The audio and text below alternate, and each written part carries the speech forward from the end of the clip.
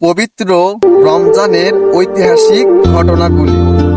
দ্বিতীয় রমজান হযরত মুসা আলাইহিস সালামের উপর দাওরাত নাজিল হয়। তৃতীয় রমজান নবীজির আদরের দুলালী জান্নাতি নারীদের সর্দার ফাতেমাতুজ জোহরা রাদিয়াল্লাহু আনহা ইন্তিকাল করেন। 10ই রমজান নবী মুহাম্মদ সাল্লাল্লাহু আলাইহি সাল্লামের প্রথম স্ত্রী খাদিজা বিনতে খুয়াইলিদ রাদিয়াল্লাহু আনহা ইন্তিকাল করেন।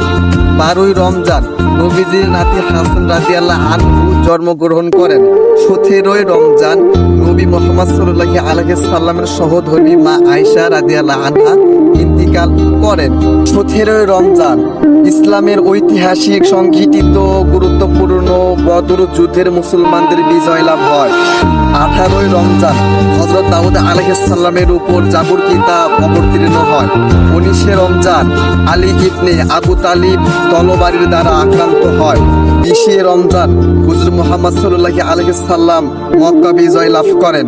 21শে রমজান তলবারি দ্বারাই আলী রাদিয়াল্লাহু আনহু শহীদ হন। যদি ভিডিওটা ভালো লাগে অবশ্যই